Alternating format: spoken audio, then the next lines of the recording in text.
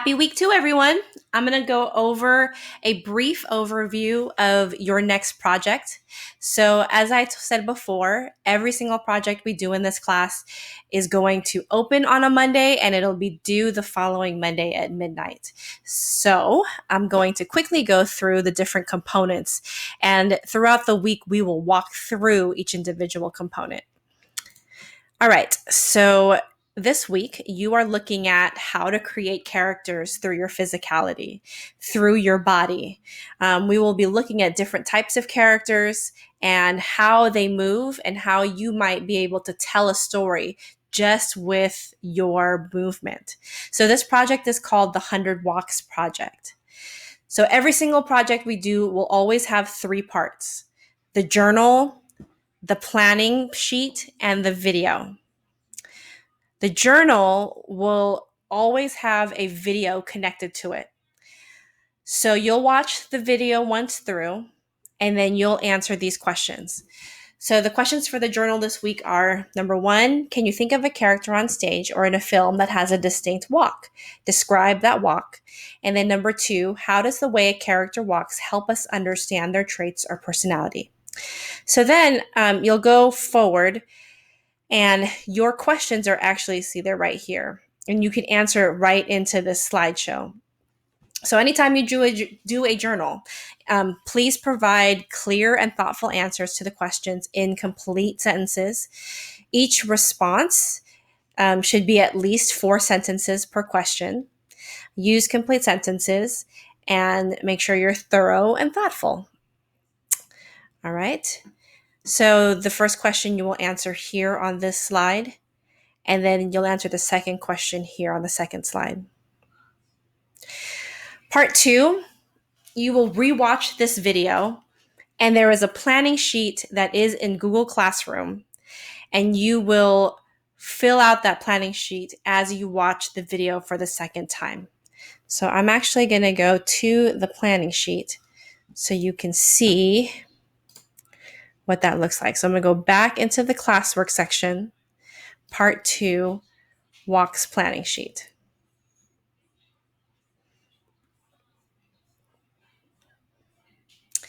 All right, so it says here, after watching the video, choose 10 of your top favorite walks. So you don't need to respond to all 100 of these.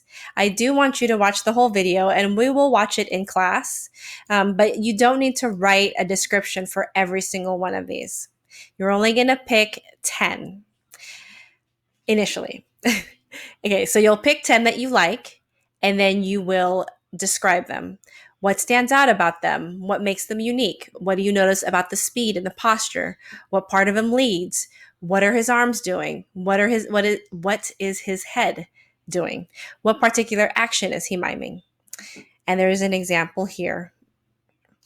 Then you will choose at least 5 walks that are different than number 1 that you find more challenging. And for each of those walks, you will answer the questions below. Now, that means that you will have 15 different descriptions, okay, of the 100 that you have here. And then finally, the last thing you will do is numbers 101, 2, 3, 4, and 5. For 101 and 102, these are brand new. They're not in the video. So you are going to describe what this might look like if you were doing this move, or where if you were in this location. And then you're going to choose 3 of your own. So they can't be any of these 100, but 3 original items. So all in all, you will describe 20 different walks. Okay. And then after you do that, part 3 is the video. So we're headed back to Flipgrid, and you will create a video with 10 different walks, 3 of your favorites, 2 of your challenge walks, and then all 5 new walks. So one more time, how many walks are you going to describe? If you said 20, you were right. How many walks are you going to film? If you said 10, then you were right. Right? So just some requirements. Announce each walk before executing it. Make sure we can see your whole body as you demonstrate all the walks. Decide if you want someone holding your computer or your phone to film, or if you want to prop your video camera, say on a tripod or up against something. Upload your video to Flipgrid, and please note your classmates will be able to watch your videos for this. All right? And that's everything. And at the end of the slideshow, there is a checklist in case you're not sure. And of course, always remind yourself when you are engaging in distance learning, are you being respectful, responsible, honorable, and engaged? This is my information if you need help. And again, don't forget to check in daily. This week, I will start grading your check-ins. I did notice that last week there were quite a few people who did not complete the check-in when they came into class.